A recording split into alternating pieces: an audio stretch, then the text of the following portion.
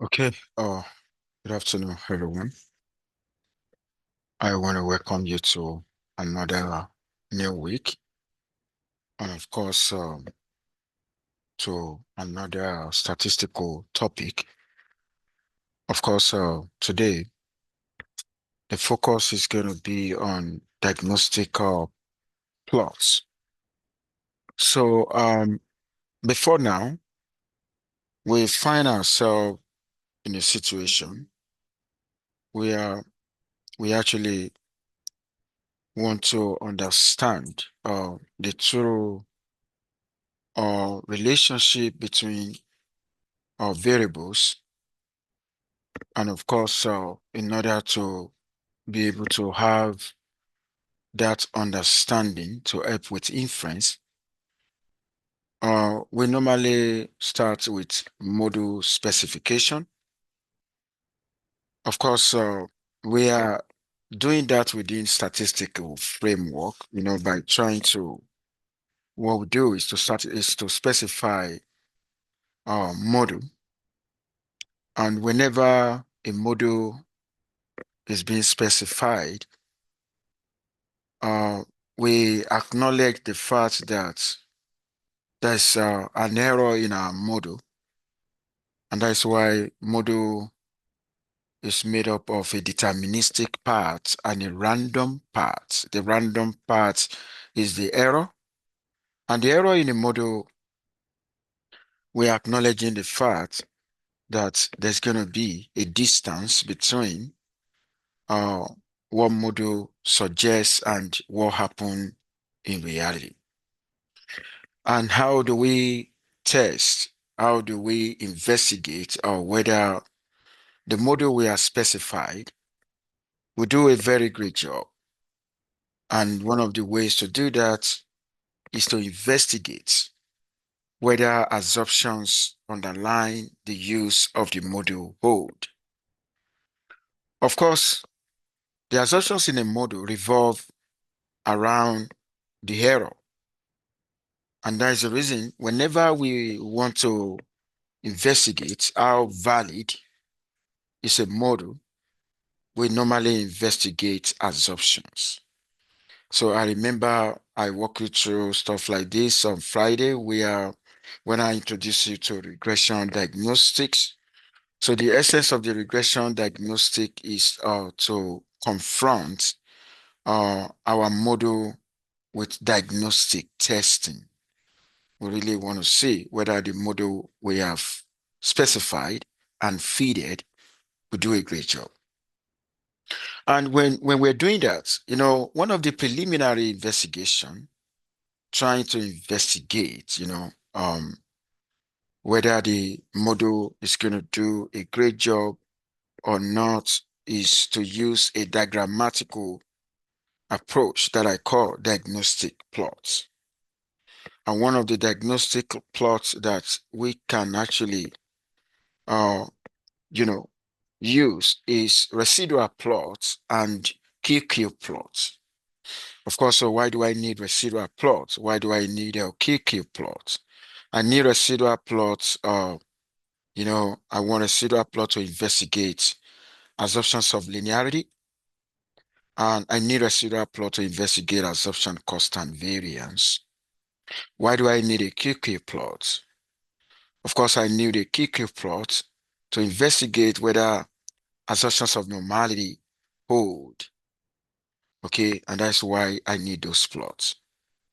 But you know what I want to walk you through today is to tell you that at a certain sample size, the diagnostical plot could be misleading. I'm going to say that again. Okay, at a certain sample size, the diagnostical plot could be misleading. It means your residual plot could be misleading. Your QQ plot could be misleading. And what I want to show you today is for you to be able to see for yourself that it is sample size determined, the behavior of a residual plot, the behavior of a QQ plot actually depends on your sample size. We don't want to take a decision that we're going to regret at the end of the day. And that is the reason why we need to be guided statistically. We need to be able to understand or what is the sample size or what is the required sample size before um the diagnostic plots can actually do a good job. And if the diagnostic plot cannot be tested, what are the other measures? There's always going to be a way out. That is the beauty of statistics. Okay, so I want to welcome you to the topic that we call diagnostic plots can be misleading. Now, I need you to pay attention. I'm actually going to artificially fabricate data set, and what I'm going to do, I want to use an MCMC. I'm going to simulate a linear model. I'm also going to simulate nonlinear model. And not only that, I'm actually going to simulate for weak relationship, for strong relationship, because I really want to see whether the diagnostic plots maybe it's going to perform great when the relationship is weak or when the relationship is strong. I really want to figure out. I want to find out. And at the same time, I also want to simulate, different sample size of data set, okay, from small to large. And of course, I want to see how the diagnostic plot is actually going to behave. I need you to pay attention, and I need you to ask questions where necessary. Now, I need you to look at this as the first scenario. Please pay attention. In the first scenario, I actually I simulated this model, a simple linear regression model. And of course, when in my simulation, I actually ensure that all the assumptions hold. I'm going to say that again. I simulate the first scenario has to do with simulating a linear relationship. And in my simulation, I want to ensure that all the assumptions hold. And what are the assumptions that I'm talking about? The assumptions of normality, assumptions of constant variance, and assumptions of linearity. Of course, I specify a linear model. And not only that, I also specify a relationship to be a very strong one because that's why you see me equating sigma equal to 2. Okay, I want a very strong, not just a linear relationship, but I want a strong linear relationship. And I'm using a very large sample size. You know what I want to showcase right here. If the relation, if in the data set, in the relationship I curated, if there is, if all assumptions hold, and I'm using a sample size of 500, I want to see the behavior of a diagnostic plot. Because the only way I can know whether somebody is going to tell me the truth, let me tell you this, if I artificially create a scenario, and I already know the answer. If I want to, I can actually test somebody. Maybe that person has claimed to be able to, maybe can do a prediction and do all kind of stuff there. You know what? What I'm for first do is I can create an artificial scenario that I already know the answer, and I want the person to figure out the answer. I can do that. Of course, if the person was not able to figure out the answer, then I would know if the person cannot be trusted. So the same thing that we want to do here, we want to look into the performance of diagnostic plot. When I talk about diagnostic plot, I'm talking about residual plot and the cookie plot. And right now, like I said, when I was simulating my data set, I ensure that all assumptions hold. Now let's see what we see. Let me tell you this. There's something I really want you to see. When you take a look at the scatter plots, Of course, the scatter plot here reveal, of course, in addition to the residual plots and the KQ plot, we also have a scatter plot, which is a preliminary, the plot that we use in the preliminary investigation. So when you take a look at the scatter plot and you look at, uh, the scatter plot with fitted regression model, you're actually seeing that that is supporting a very strong straight line.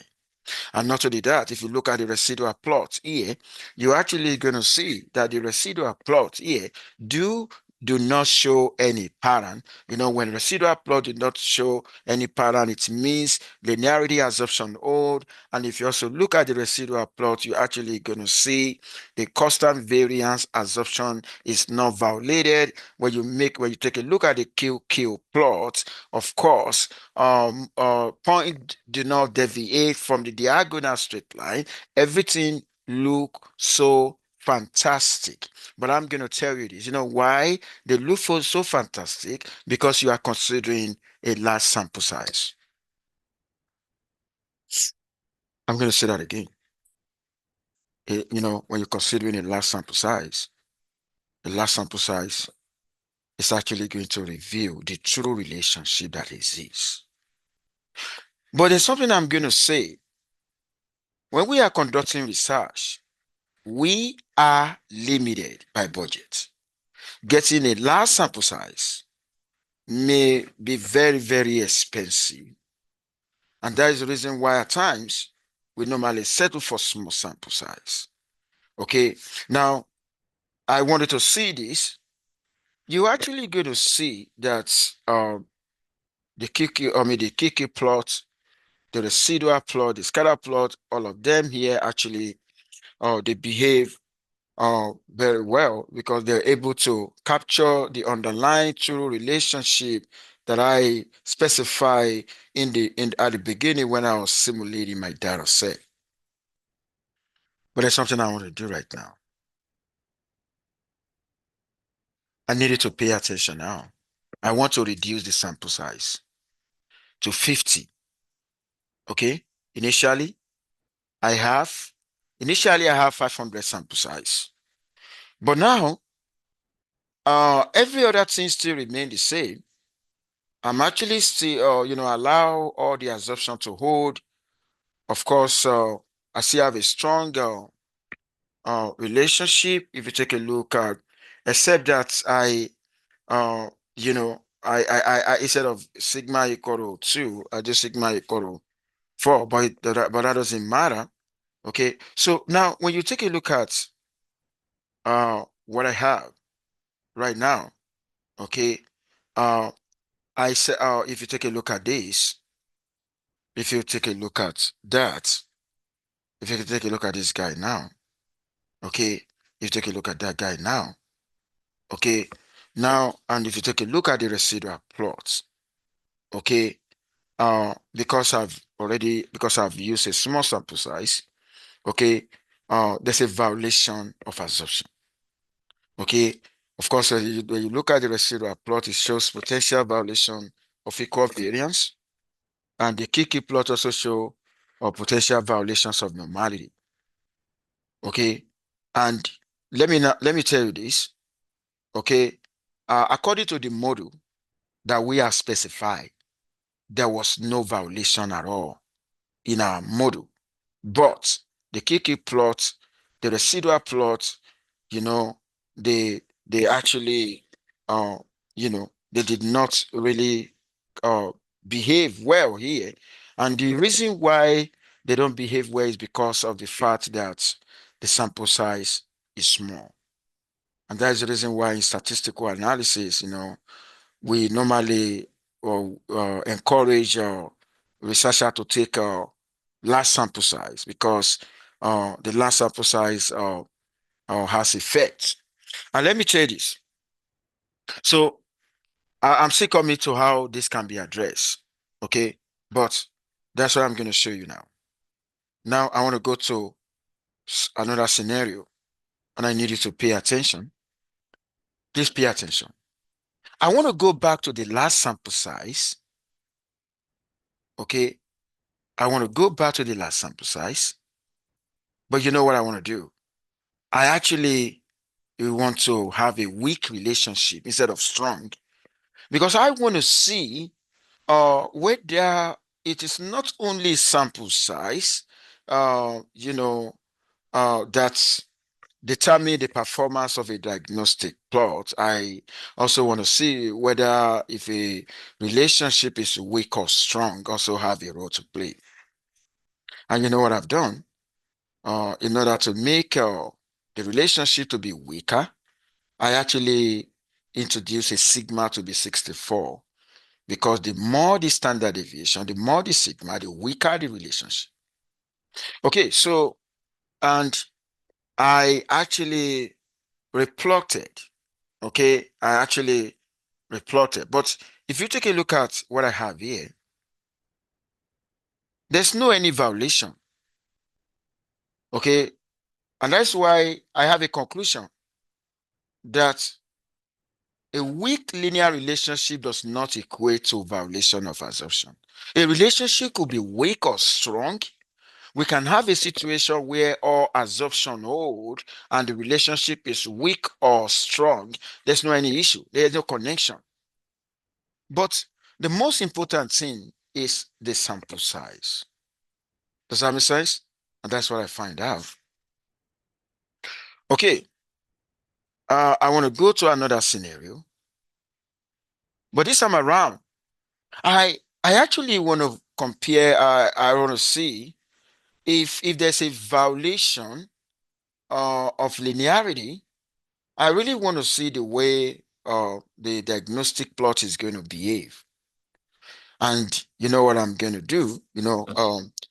When I'm simulating my data set, I actually going to incorporate non-linear structure. Now, this is a non-linear structure. I needed to pay attention. Can you see the non-linear structure? 10 sin s. The fact that this equation is trigonometric in nature, so that's going to be non-linear. Okay, I intentionally incorporate nonlinearity. And I want the residual plot I want to see if the residual plot can detect that depending on the sample size. Okay, and here I'm using the sample size of 50. I'm using a small sample size, but other assumption hold except for assumptions of linearity and the fact that I'm using a sample size. Okay, a small sample size. I needed to pay attention. Okay, now take a look at this. You're actually going to see from the scatter plot that scatter plot is actually looking like a straight line. If you look at it, on average, if you take a look at this, it's looking like a straight line, and I know what I feeded. I know in my data that's not a straight line, but I've been kind of misled. And if you take a look at you know the residual plot here, okay, it's not really showing pattern per se, and this has a tendency to fool statistician that this is a straight line. This is not a straight line, okay? And I wanted to see the reason why we are not able to see the clear picture, the reason why the residual plots and the QQ plot and the like were not able to reveal the clear picture in the database because of the small sample size. Okay, now I actually want to move to the next one, the scenario E. Now in scenario E, I decided now to increase the sample size to 500. And of course, I'm still simulating non-linear model.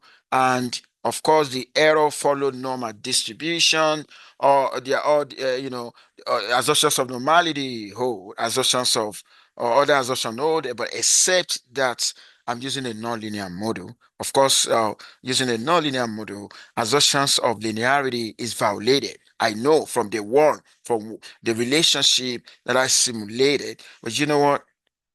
I increased that to sample size of 500, and I really want to see how the diagnostic plot is going to behave Oh my God. Look at that. You can actually, you can actually see here. I said due to violation of the linearity, okay, the Kiki plot is not a trustworthy for evaluating normality assumption anymore. Now, take a look at this. This guy, we can clearly see the curve. We can clearly see that something is moving like a wave. Of course, we know that that is not going to be a straight line. And let me tell you this, the moment a linearity assumption is violated, it is not worthy to investigate normality assumption. I'm going to say that again.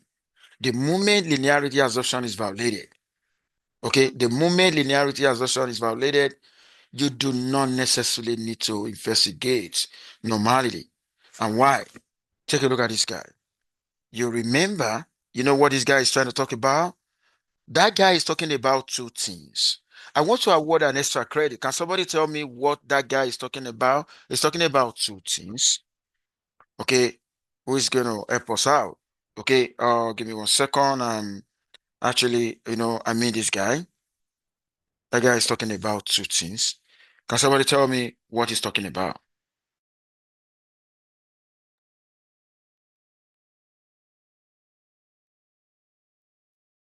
You see error follow ID zero sigma squared. You see an N. What is he talking about? Sorry, tell me. Go ahead.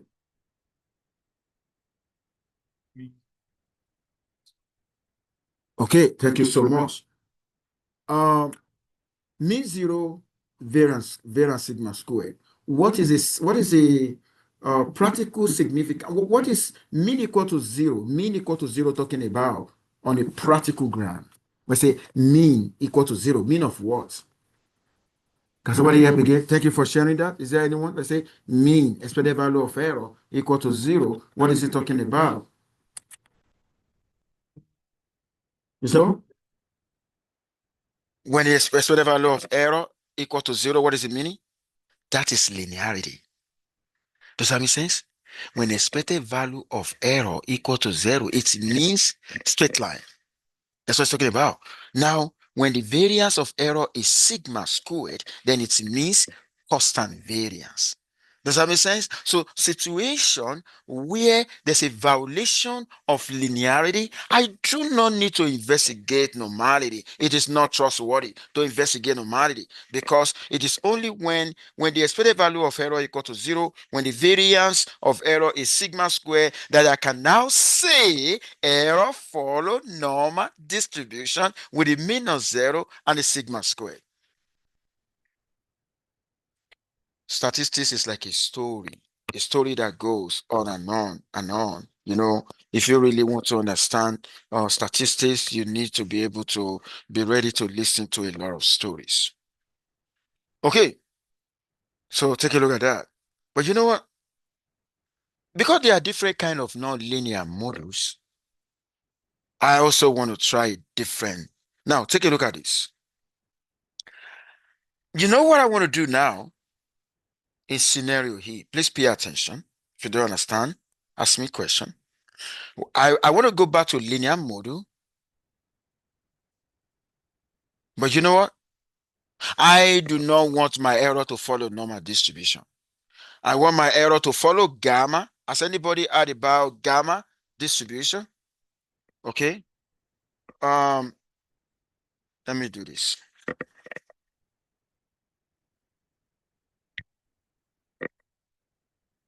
Oh, let me see if, okay, so if y follow gamma distribution with parameter alpha beta, f of y equal exponential raised to power minus y over beta, y raised to power dot gamma alpha, beta raised to power alpha, y greater than zero, alpha greater than zero, beta greater than zero. This is what we call gamma distribution. Okay? So that's what we call gamma distribution. Now, I want a violation of normality assumption. at the beginning when I was simulating my data set. Okay, I make sure my error is not, does not follow normal. I actually want my error to follow gamma, which I know from the one, the normality assumption is violated, and I'm still feeding linear model. I'm still feeding linear model, and I want to test. Okay, I want to see whether my diagnostic plot will catch that. Okay, and you know what I want to do? Sample size. I do sample size of 500. Okay. Now, I wanted to take a look at what we have here. Can you see the normal QQ plot? If you see the normal QQ plot, that's a violation. That's showing a violation, right? That's actually showing a violation. But you know why this violation is visible? This violation is visible because using a sample size of 500. You know what you can try to do? You can reduce the sample size to 50. I can assure you when you reduce the sample size to 50, the violation may not be clear, even though you are simulating from a gamma distribution instead of simulating your error from normal. Okay, so the bottom line is this.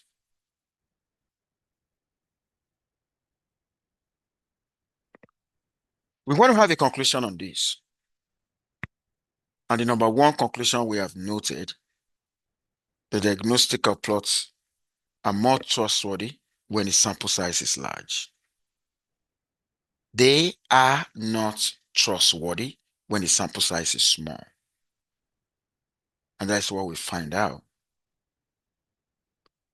It is not all verdicts that we get from a court or from some court that may be a laudable judgment.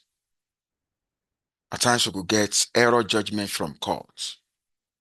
And that is why we have another opportunity to appeal. As appeal courts, even appeal court can, be heard in law, where whatever decision at time they take.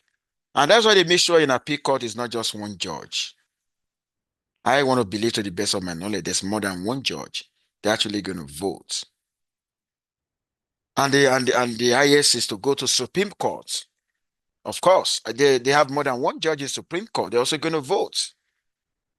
So we also have the same when you are using statistical or framework. Okay, we don't want situation whereby you spend a lot of money to research, but only to be let down by poor statistical tool. And that's why you need to be guided. And that's why you are here. You want to make sure you're guided. Now the diagnostic plots will not be trusted. And what is the solution? If the diagnostic plot cannot be trusted for small sample, maybe number one solution is you should be ready to take a large sample. If you are not ready to take a large sample, then go by way of bootstrapping. We did bootstrapping in this class. The bootstrap approach will enable you to see whether the variation that exists is the one that you can attribute to noise. Okay, because situation where you're working with, of course, the idea of bootstrapping is if I have a sample size of 50, I can produce multiple bootstrap from that very 50 using sampling approach of sampling with replacements. And of course, I'll be able to compute the robust standard error from that. Or I can even use a more robust approach. The more robust approach that we can use, of course, in this class, we talk about HCCM, heteroscedastic consistent covariance matrix, the one that was put forward by White, that we call AC3. Okay, that is robust to small sample. Okay, and of course, you can make use of WLS, the weighted least square, when you actually have advanced knowledge of the parametric variance function. Okay. Another point here is diagnostic testing plot may be misleading, especially when the sample size is small or when the data do not cover the entire range of fares. I think I just talked about when the sample size is small.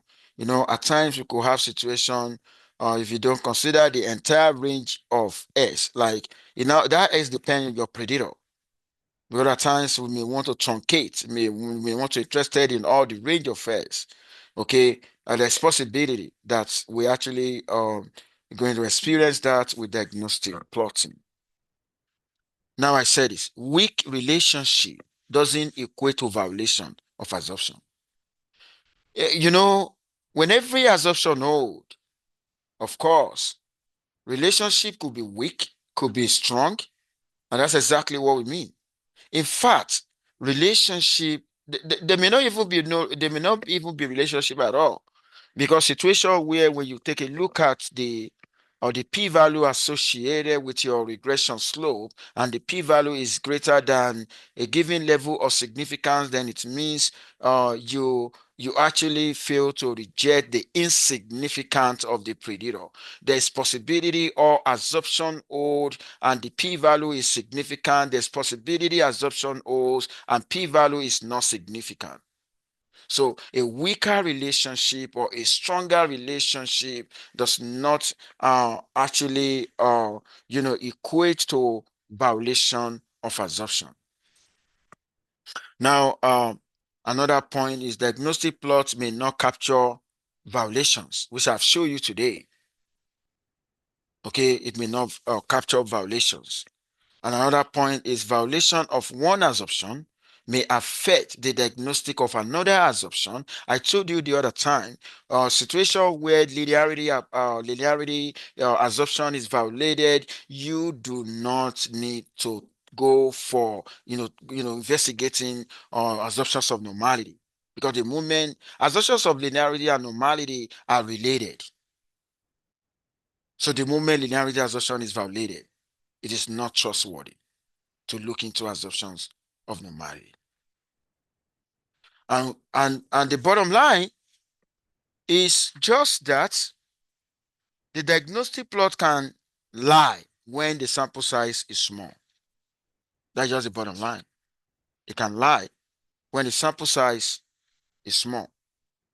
And let me tell you this. When you use a diagnostic plot and the diagnostic plots make you to arrive at certain observation, it is not final. And that was why I said here, innocent until overwhelming evidence prove guilt. Of course, that is what we expect in the court of law. If the diagnostic plot is just to show a red flag may not necessarily be a real red flag. And what are we going to do in that situation? Now, I'm going to tell you the alternative to do if in a situation whereby the diagnostic plots are misleading, is to conduct standard statistical procedure or statistical tests. If I want to test normality, instead of me to rely on a QK plot that may be misleading, I'm actually going to use Shakiro Wiki test of normality. Okay.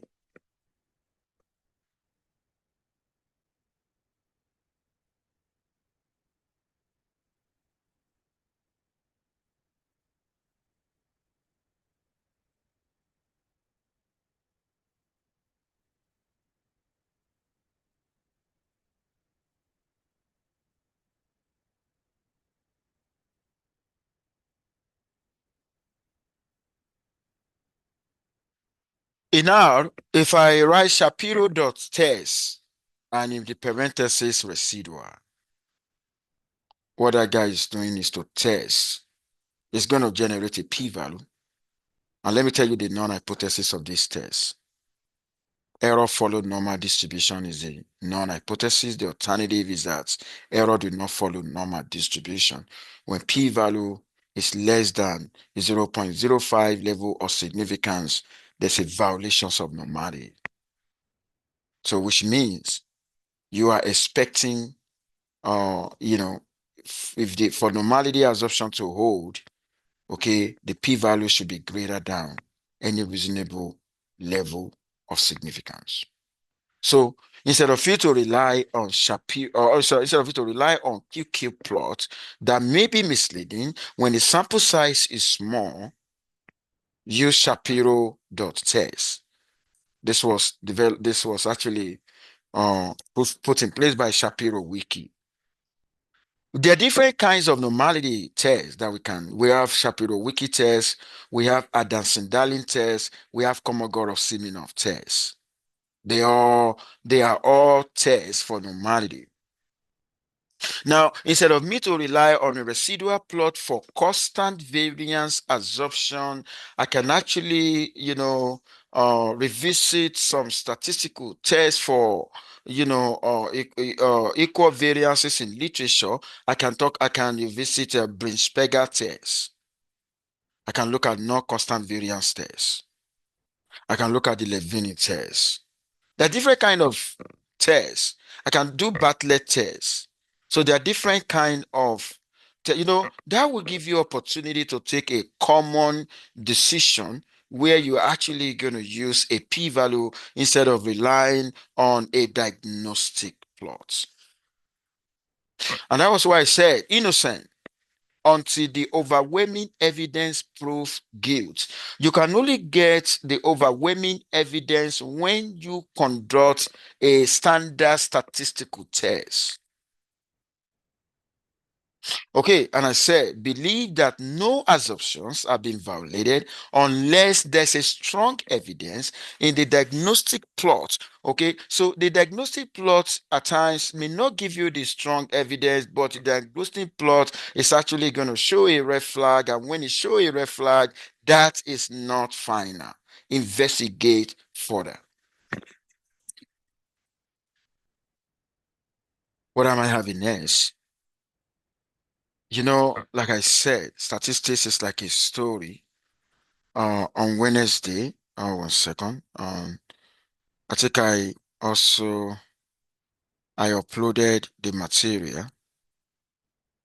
On Wednesday, we're actually gonna go back to what we call sampling distribution of regression parameters. And of course, on Friday is gonna talk about transformation. Okay. I think this week we're focusing on chapter 8 of the textbook. Okay, so I think I just released the grade for assignment 5, and the assignment 6 grade also going to release today.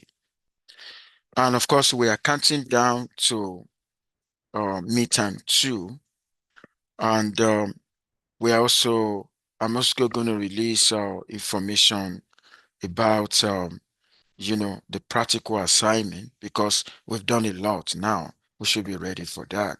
So the detailed information about that will be released. I think that is all what I got for you today. Is there any question before I go today? You say what? What is the date? The date? Okay, I'm not going to say it now. I'm going to go to the canvas. Give me 1 second. Can you